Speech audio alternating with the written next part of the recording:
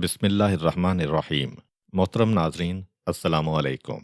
साहिब नासिक तवारीख और साहिब मुनाकिब अहमद बिन आमिर बिन सुलेमान ताई रिवायत करते हैं कि एक शख्स का बेटा कत्ल हो गया। मकतूल का बाप कातिल को पकड़कर हज़रत उमर रज़ी अल्लाह अन्हु के पास लाया। हज़रत ने उस कातिल को सजाए मौत का हुक्म दिया। मकतूल के बाप ने तलवार के 2 वार किए और उसे यकीन हो गया कि कातिल अपने अंजाम को पहुंच गया है।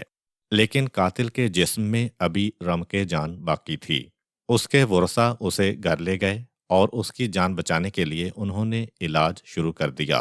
कुदरत खुदा की कि 6 माह के अरसा में वो बिल्कुल ठीक हो गया। एक दिन वो अपने घर से बाहर आया तो मकतूल का बाप उसे बाजार में मिल गया। वो उसे गिरेबान से पकड़कर फिर हजरत उमर के पास आया।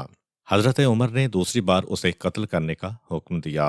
वो शख्स हजरत अली करमल्लाहु वजहू के पास फरियाद लेकर हाजिर हुआ। हजरत अली ने हजरत उमर से फरमाया कि आपने इस शख्स के बारे में क्या हुक्म दिया है। हजरत उमर ने कहा, ए अबल हसन, अन नफ्सो बिन नफ्स, कत्ल का बदला कत्ल। हजरत अली ने फरमाया, क्या आप इसको कत्ल नहीं करा चुके? हजरत उमर ने कहा, मैंने इसे कत्ल तो कराया था मगर ये जिंदा रहा। हजरत अली ने फरमाया, क्या अब इसे दोबारा कत्ल करना चाहते हैं? हजरत उमर उस वक्त खामोश रहे। हजरत अली ने मकतूल के बाप से पूछा, क्या तूने इस शख्स को कत्ल नहीं किया था? उसने जवाब दिया, या हजरत, मैंने इसे कत्ल तो कर दिया था। अब आप ही फरमाइए, क्या मेरे बेटे का खून बातिल हो गया है? हजरत अली ने फरमाया, नहीं, तुम्हारे बेटे का खून बातिल नहीं हुआ है, मगर अब इंसाफ का ये तकाजा है कि तुझे इस शख्स के हवाले कर दिया जाए ताकि वो तुझसे पहले उसका किसास ले जो तू उस पर तलवार के 2 वार कर चुका है। फिर इसके बाद तू इससे अपने बेटे के कत्ल का बदला लेना और आगाह रह, इसका किसास जो तेरे ऊपर है वो तेरी मौत है और किसास का देना बहुत जरूरी है। ये सुनकर वो शख्स हैरत ज़दा हो गया। कहने लगा, मैं अपने बेटे के खून से दरगुजर करता हूँ। फिर उनके दरमियान सुलहनामा लिखा गया। उन्होंने एक दूसरे को मुआफ कर दिया। जब हजरत उमर ने यह फैसला सुना तो अपने हाथ आसमान की जानिब बुलंद किए और कहा, अल्हम्दुलिल्लाह अंतुम अहलु बैतिर रहमति या अबल हसन। सुम्मा काला लौला अलीयुन लहलका उमर। शुक्र है खुदा का, ए अली, आप अहले बैते रहमत हैं। और फिर कहा, अगर आज अली ना होते तो उमर हलाक हो जाता। मनाकिब में इब्ने जुबैर से रिवायत है कि जब ईरानी बादशाह असफंदयार के लश्कर को शिकस्त हुई और मुसलमानों को गलबा हासिल हुआ तो हज़रत उमर रज़ी अल्लाह अन्हु ने कहा, ये लोग ना यहूदी हैं और ना ही नसरानी और ना ही ये अहले किताब हैं, इसलिए ये मजूसी हैं। हज़रत अली करमल्लाहु वजहू ने फरमाया, ये भी अहले किताब थे लेकिन वो किताब आसमान की तरफ उठा ली गई थी। हज़रत उमर ने कहा, या अबल हसन, मजूसियों की किताब का आसमान की तरफ उठाए जाने का क्या सबब था? हज़रत अली ने फरमाया, इसकी वजह यह थी कि इस कौम के बादशाह ने नशे की हालत में अपनी बेटी से जिना किया था और बाज का बयान है कि बहन के साथ बदफेली की थी। जब उसका नशा रफू हुआ तो उसने कहा, अब इससे बरी होने की क्या सूरत हो सकती है? अराकीन सल्तनत ने मशवरा दिया कि सारी ममलकत में ये ऐलान करा दो कि बादशाह के नज़दीक ये अमल जायज़ है। उसने अराकीन सल्तनत के मशवरे पर तमाम आलिम दीन और मुअज़्ज़ज़ बुजुर्गों को जमा किया और ऐलान किया कि मेरे नज़दीक ये फ़ेल हलाल है और जायज़ है। तुम लोग भी इसे जायज़ समझकर मेरी पैरवी करो। लोगों ने उसकी बात जुटलाते हुए कहा, जो बात तुम्हारे नज़दीक हलाल और जायज़ है वो हमारी शरीयत में फ़ेल हराम है। लोगों ने इसका फैसला कबूल करने से इनकार कर दिया। बादशाह गुस्से में आ गया। उसने आलम बरहमी में हुक्म दिया कि चंद गड्ढे खोदे जाएं और उनमें खूब आग भड़काई जाए और जिस अमल को ये हराम कह रहे हैं इन लोगों के सामने किया जाए। जो शख्स इनकार करे उसको इस भड़कती हुई आग के इस गड्ढे में डाल दिया जाए और जो कबूल करे उसको छोड़ दिया जाए। इस रस्म बद के राइज होने की वजह से किताब खुदा उनके दरमियान से उठा ली गई। हज़रत उमर रज़ी अल्लाह अन्हु के ज़माना खिलाफत में 2 औरतों ने एक बच्चे के बारे में दावा किया। हर एक यही दावा करती थी कि ये बच्चा मेरा है। इस तनाज़ा का फैसला जब हज़रत उमर को मुश्किल नज़र आया तो उन्होंने हज़रत अली करमल्लाहु वजहू से रुजू किया। हज़रत अली ने इन दोनों औरतों को बुलाया और उन्हें समझाया और नसीहत फरमाई, लेकिन उन दोनों पर आपकी पंदो नसाए का कुछ असर न हुआ।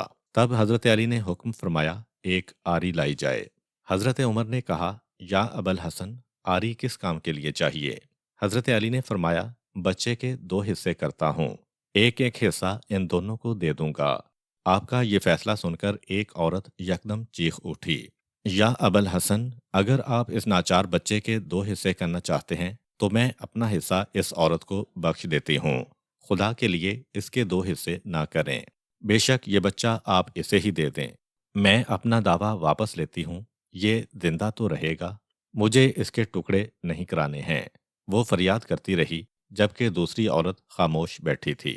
حضرت علی نے فرمایا اللہ اکبر، یہ بچہ تیرا ہی ہے، اگر اس عورت کا ہوتا تو وہ بھی تیری طرح فریاد کرتی، یوں خاموش نہ بیٹھتی۔ دوسری عورت نے اقرار کیا کہ یا حضرت، آپ نے سچ فرمایا، یہ بچہ حقیقت میں اسی کا بیٹا ہے، یہ میرا بچہ نہیں ہے۔ اس وقت حضرت عمر اس فیصلے سے بہت خوش ہوئے اور اکثر اوقات اس فیصلے کو یاد کرتے تھے اور حضرت علی کے لیے دعائے خیر فرمایا کرتے تھے۔ ابن القیم حملی کتاب سیاست شرعیہ میں نقل کرتے ہیں کہ عاصم بن حمزہ کہتے ہیں کہ میں نے مدینے کی گلیوں میں ایک جوان کو دیکھا جو رو رہا تھا اور کہتا تھا یا احکم الحاکمین احکم بینی و بین امی، اے احکم الحاکمین، میرے اور میری ماں کے درمیان فیصلہ فرما۔ حضرت عمر نے جب اس نوجوان کی فریاد سنی تو کہا اے جوان، تو اپنی ماں سے نفرت کا اظہار کیوں کر رہا ہے؟ جوان نے کہا اے خلیفہ، کیا عرض کروں، میری ماں نے مجھے 9 ماہ اپنے شکم میں رکھا اور 2 سال تک مجھے دودھ پلایا، اب میں پرورش پا کر جوان ہو گیا ہوں، اچھے برے کی تمیز بھی کر سکتا ہوں، اپنے بیگانے سب کی مجھے پہچان ہے، لیکن میری ماں مجھے اپنا بیٹا تسلیم کرنے سے انکار کر رہی ہے، وہ بالکل میرے وجود سے انجان بن گئی ہے۔ حضرت عمر نے کہا اب تمہاری ماں ہے کہاں؟ جوان نے جواب دیا سقیفہ بنی فلاں میں۔ حضرت عمر نے حکم دیا اس جوان کی ماں کو میرے سامنے حاضر کیا جائے۔ سپاہی حکم پاتے ہی گئے اور اس عورت کو اس کے 4 بھائیوں سمیت حاضر کر دیا اور اس کے ساتھ 40 گواہ بھی حاضر ہو گئے۔ ان سب نے گواہی دی کہ اس عورت کا کوئی بیٹا نہیں ہے، یہ عورت تو نہایت پارسا اور پاک دامن ہے اور ابھی تک کنواری ہے، بیٹا کیسے ہو سکتا ہے؟ یہ لڑکا جھوٹا ہے، اس کا دعویٰ قابل مذمت ہے، یہ صرف اس پاکیزہ عورت کو ذلیل و رسوا کرنا چاہتا ہے۔ حضرت عمر نے اس نوجوان لڑکے کی طرف رخ کیا اور کہا اے جوان، ان کا بیان تو سن چکا ہے، اب بتا اپنے دعویٰ میں کہاں تک سچا ہے؟ جوان نے کہا واللہ یا خلیفۃ المسلمین، یہ میری ماں ہے، اس نے 9 ماہ مجھے اپنے شکم میں رکھا ہے اور 2 سال دودھ پلایا ہے، اور اب یہ انکاری ہے کہ میں اس کا بیٹا ہوں۔ حضرت عمر نے عورت سے مخاطب ہو کر کہا اے کنیز خدا، جو اس جوان کا دعویٰ ہے تو سن رہی ہے؟ عورت نے کہا یا حضرت، مجھے خدا کی وحدانیت اور محمد کی رسالت کی قسم، میں تو اس لڑکے کو جانتی تک نہیں کہ یہ ہے کون، یہ جھوٹا مکار اور دغاباز ہے، یہ مجھے میرے خاندان میں ذلیل و رسوا کرنا چاہتا ہے، میں خاندان قریش کی ایک شریف بیٹی ہوں، میں تو ابھی تک غیر شادی شدہ ہوں، مجھے کسی بشر نے چھوا تک نہیں ہے۔ حضرت عمر نے کہا کیا تو اس بارے میں گواہ بھی رکھتی ہے؟ عورت نے کہا یہ 40 لوگ سب کے سب میرے گواہ ہیں۔ اس نے ان سب لوگوں کو بطور گواہ پیش کیا جنہوں نے اس کی پاک دامنی کی گواہی دی تھی اور کہا یہ لڑکا جھوٹا ہے۔ حضرت عمر نے حکم دیا کہ اس جوان کو زندان میں ڈال دیا جائے، تب تک گواہوں کی صداقت بھی ثابت ہو جائے گی۔ سپاہی اس جوان کے ہاتھ باندھ کر زندان کی طرف جا رہے تھے کہ حضرت علی کرم اللہ وجہہ سے ملاقات ہو گئی۔ جوان فریاد کرنے لگا یبنا ام رسول اللہ، میری فریاد سنیے، میں مظلوم جوان ہوں، حضرت عمر نے مجھے زندان میں قید رکھنے کا حکم سنایا ہے۔ جب حضرت علی نے اس جوان کی فریاد سنی تو حکم دیا کہ اس جوان کو واپس لے کر جاؤ۔ جب سپاہی اس کو واپس حضرت عمر کے پاس لے کر آئے تو حضرت عمر نے پوچھا اس کو واپس کیوں لے کر آئے ہو جبکہ میں نے اسے زندان میں ڈالنے کا حکم دیا تھا؟ سپاہیوں نے کہا ہم جناب علی ابن ابی طالب کے حکم سے واپس ہوئے ہیں، کیونکہ یہ آپ ہی کا حکم ہے کہ کبھی علی کی مخالفت نہ کرنا۔ اسی لمحے حضرت علی بھی تشریف لے آئے اور فرمایا اس جوان کی ماں کو میرے سامنے پیش کیا جائے۔ جب وہ عورت حاضر ہوئی تو آپ نے اس سے فرمایا تم اپنے بارے میں کیا کہتی ہو؟ اس عورت نے پہلے والا بیان دہرایا۔ آپ نے پھر اس جوان سے پوچھا کہ تو اس بارے میں کیا کہتا ہے؟ اس نے بھی اپنے پہلے کلمات جو کہ تو دہرائے۔ ان دونوں کے بیانات سننے کے بعد حضرت علی نے حضرت عمر کی طرف رخ کرتے ہوئے فرمایا، کیا آپ اجازت دیں گے کہ میں ان کے درمیان فیصلہ کر دوں؟ حضرت عمر نے کہا، سبحان اللہ یا ابا الحسن، آپ اجازت کیوں طلب فرما رہے ہیں؟ میں نے رسول خدا سے سنا ہے کہ آپ نے فرمایا، اعلمکم علی بن ابی طالب، تم میں سب سے بڑا عالم علی ابن ابی طالب ہے۔ پھر آپ نے عورت سے مخاطب ہو کر فرمایا، کیا تیرا کوئی گواہ ہے؟ عورت نے کہا، جی ہاں، یہ سب لوگ میرے گواہ ہیں۔ ان 40 افراد نے عورت کے حق میں گواہی دی۔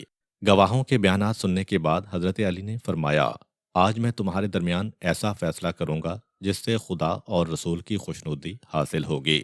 اس وقت حضرت علی نے عورت سے فرمایا، تیرا ولی کون ہے؟ عورت نے کہا، میرے بھائی ہیں۔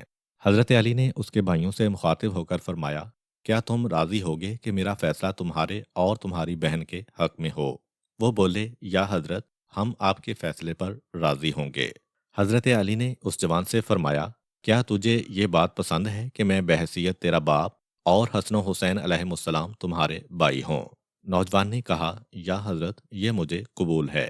حضرت علی نے فرمایا، اے لوگو، میں رب العزت کو گواہ بناتا ہوں اور حاضرین سے گواہی مانگتا ہوں کہ میں 400 درہم حق مہر مقرر کرتے ہوئے اس عورت کو اس جوان کے نکاح میں دیتا ہوں اور مہر کی رقم اپنے مال سے خود ادا کرتا ہوں۔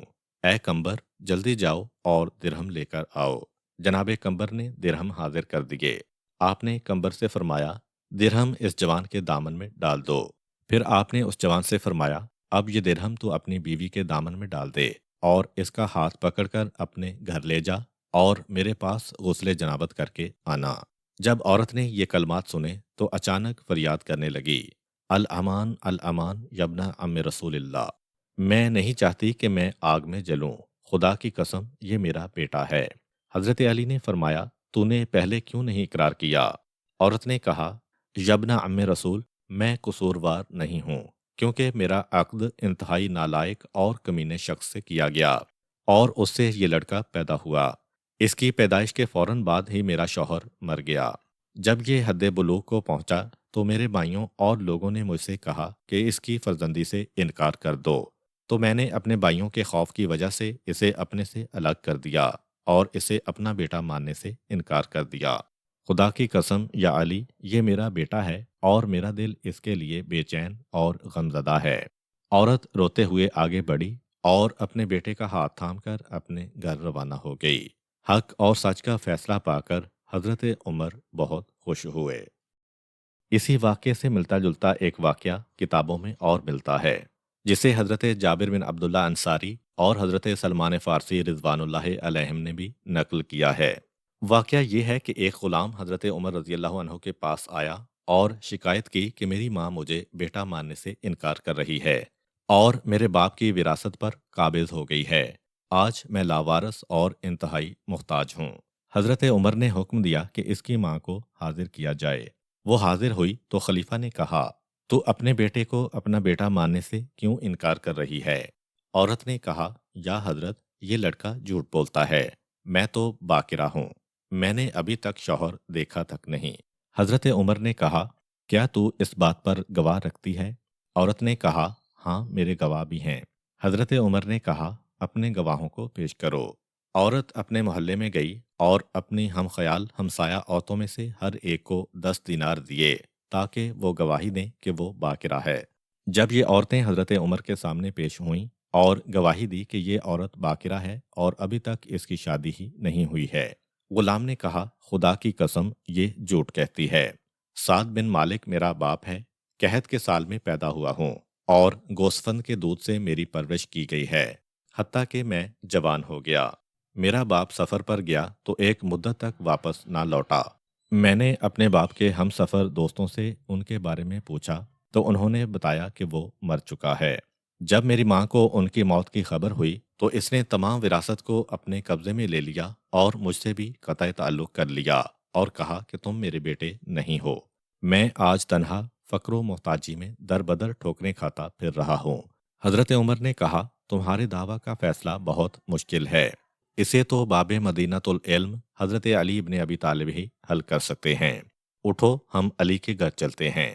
جب سب حضرت علی کرم اللہ وجہہ کے در انور کی طرف روانہ ہوئے، جب لوگ حضرت علی کے گھر پہنچے تو انہوں نے تمام واقعہ سنایا۔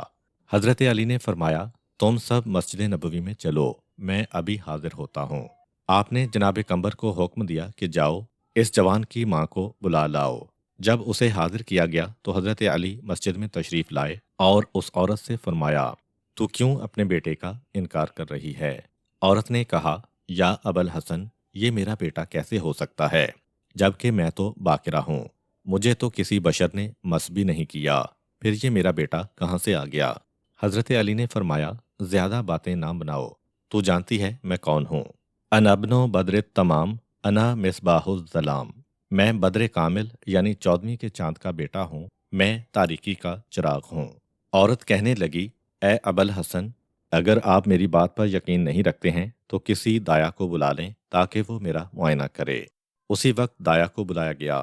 جب معائنہ کے لیے عورت کو لے جایا گیا تو اس نے خاص سونے سے بنا ہوا کنگن اپنے بازو سے اتار کر اس دایا کو بطور رشوت دیا تاکہ وہ اس کے حق میں جھوٹی گواہی پیش کرے کہ وہ کنواری ہے۔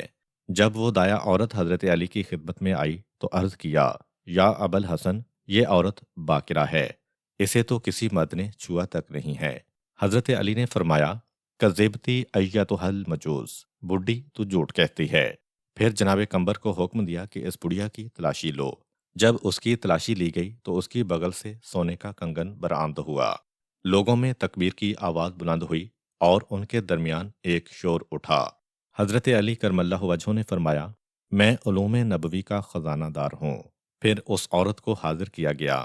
آپ نے فرمایا، اے بی بی، میں ابوالحسن ہوں، میں قاضی دین رسول ہوں، میں تیری اس جوان سے شادی کرنا چاہتا ہوں، بہتر ہے کہ میرے فیصلے کو قبول کر اور اسے اپنا شوہر بنا لے۔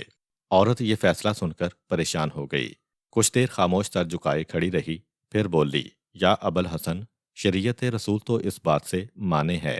آپ نے فرمایا، کس لیے اور کیوں کر؟ عورت نے کہا، کیا آپ مجھے میرے بیٹے کے نکاح میں دینا چاہتے ہیں؟ حضرت علی نے فرمایا، جا الحق و زاہق الباطل، اے عورت، تو نے پہلے اقرار کیوں نہیں کیا؟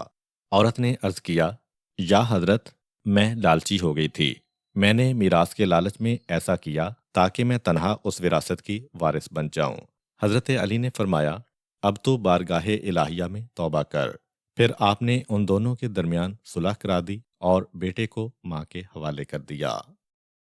کتاب عجائب احکام میں محمد بن فضیل سے روایت ہے کہ ایک عورت کو حضرت عمر رضی اللہ عنہ کے پاس لایا گیا جس نے ایک بوڑھے مرد سے شادی کی تھی۔ سہاگ رات ہی بوڑھا مرد حالت جماع میں عورت کے شکم پر مر گیا۔ اس کی منی بھی انزال کے ساتھ باہر آ گئی۔ وہ عورت اس سے حاملہ ہو گئی۔ 9 ماہ بعد اس کے ہاں ایک بیٹا پیدا ہوا۔ اس بوڑھے مرد کی پہلی بیوی سے بھی اولاد تھی۔ بوڑھے کے بیٹے اس بچے کو حضرت عمر کے پاس لے آئے اور کہا کہ اس عورت نے یہ بچہ زنا سے جنا ہے، اور معاملے کی گواہی بھی پیش کر دی۔ حضرت عمر نے حکم دیا کہ اس عورت کو سنگسار کیا جائے۔ اتنے میں حضرت علی کرم اللہ وجہہ تشریف لے آئے۔ فرمایا، کیا معاملہ ہے؟ حضرت عمر نے تمام معاملہ حضرت علی کو بیان کیا۔ حضرت علی نے عورت کے گواہوں سے فرمایا، کیا تم لوگ بتا سکتے ہو کہ بوڑھے نے کب اس سے شادی کی تھی اور کس دن وہ اس مرد کے پاس آئی اور کتنی مرتبہ وہ اس سے ہم بستر ہوا؟ انہوں نے کہا، وہ ایک ہی رات اس سے ہم بستر ہوا اور حالت جماع میں ہی وفات پا گیا۔ حضرت علی نے فرمایا، اب اس عورت کو چھوڑ دو اور کل صبح اس کو حاضر کرنا۔ جب دوسری صبح وہ عورت حاضر ہوئی تو اس کا بیٹا بھی اس کے ہمراہ تھا۔ حضرت علی نے فرمایا، اس بچے کی عمر کے چند بچے اور لائے جائیں۔ چنانچہ چند بچے اسی عمر کے لائے گئے اور بچوں کو آپس میں کھیلنے کودنے کے لیے چھوڑ دیا گیا۔ تمام بچے آپس میں کھیل کود میں مشغول ہو گئے۔ جب وہ کھیل میں مشغول تھے تو اچانک حضرت علی نے انہیں بیٹھ جانے کا حکم دیا۔ سب بچے حکم پاتے ہی بیٹھ گئے۔ پھر آپ نے بچوں کو کھڑے ہونے کا حکم دیا۔ بچے بڑی پھرتی سے اپنی جگہ سے اٹھ کر کھڑے ہو گئے، لیکن عورت کا بیٹا دونوں ہاتھوں کو زمین پر ٹیک کر بڑی مشکل سے کھڑا ہوا۔ اس سے واضح ہو گیا کہ یہ اس بوڑھے مرد کا ہی بیٹا ہے جو حالت جماع میں عورت کے شکم پر ہی دم توڑ گیا تھا۔ जनाब अली ने इसे इसके बाप की विरासत का हकदार करार दिया और उसके हिस्सा की विरासत उसको दिलाई, और जिन लोगों ने औरत पर जिना का इल्ज़ाम लगाया था उन पर तोहमत की हद जारी की। हज़रत उमर ने फैसला सुनने के बाद कहा, या अबल हसन, आपने ये कैसे पहचाना कि बच्चा बूढ़े मर्द का है? हज़रत अली ने फरमाया, जब बच्चों को खड़े होने को कहा गया था तो तमाम बच्चे बगैर किसी सहारे के खड़े हुए थे, सिवाय इस बच्चे के कि जब वो खड़ा हुआ था तो दोनों हाथ जमीन पर टेक कर उठा था। चुनाचे मैं जान गया कि ये बच्चा उसी बूढ़े बाप का है। मनाकिब में अबी अली अल हुदा अपनी सनद से अबी सलमा बिन अब्दुल्ला से रिवायत करते हैं कि एक अजीबुल खल्क मर्द को हज़रत उमर रज़ी अल्लाह अन्हु के पास लाया गया, जिसके 2 सर, 2 मुंह, 4 आंखें और 2 शर्मगाहें थीं। इस अजीब इंसान की एक बहन भी थी। इनका आपस में मीरास का झगड़ा था, क्योंकि ये अजीबुल खल्क इंसान मीरास के 2 हिस्सों का दावेदार था। हज़रत उमर इस मामले में परेशान हुए तो असहाब से मशवरा किया। सब इस अजीबुल खल्कत इंसान को देखकर हैरान थे और इस मसले के हल के लिए कोई मुनासिब तदबीर न रखते थे। हज़रत उमर हज़रत अली करमल्लाहु वजहू की खिदमत में हाजिर हुए और मामला पेश किया। हज़रत अली ने फरमाया, जब ये शख्स सोए तो इसको देखो कि इसकी 4 आंखें और 2 मुंह सब के सब बंद हैं। अगर ऐसा है तो समझ लो कि ये एक ही इंसान का जिस्म है। अगर इसकी 2 आंखें बंद और 2 खुली हैं तो इसके 2 बदन हैं और 2 रूह हैं। दूसरा अमल ये करो कि इसको खूब खिलाओ और पानी पिलाओ। जब इसे पेशाब की हाजत हो तो देखो कि 2 मकामात से बेयक वक्त पेशाब आ रहा है। अगर ऐसा है तो बदन एक है, और एक मकाम से पेशाब आए और दूसरे से ना आए तो फिर बदन 2 हैं, और फिर ये एक नहीं 2 शख्स शुमार होंगे। आखिर में हज़रत अली करमल्लाहु वजहू के फरमान के साथ इख्तिताम करते हैं। आप फरमाते हैं, देखो, अगर तुम में से कोई शख्स अपने करीबी अजीज़ो अकारब को फ़क्र फाका में पाए तो उनकी एहतियाज को उस इमदाद से दूर करने से पहलू तही ना करे जिसके रोकने से कुछ बढ़ न जाएगा और सरफ करने से उसमें कुछ कमी ना होगी। जो शख्स अपने कबीले की मदद से हाथ रोक लेता है तो उसका तो हाथ रुकता है, लेकिन वक्त पड़ने पर बहुत से हाथ उसकी मदद से रुक जाते हैं। जो शख्स नरम हो यानी बाइखलाक हो, वो अपनी कौमी मोहब्बत हमेशा बाकी रख सकता है। उम्मीद करता हूँ कि आपको आज की वीडियो अच्छी लगी होगी। अगर आपको हमारी वीडियो अच्छी लगी है तो वीडियो को लाइक करें और अपने दोस्तों के साथ शेयर करें। मिलते हैं नेक्स्ट वीडियो में, तब तक के लिए इजाज़त दीजिए। अल्लाह हाफिज़।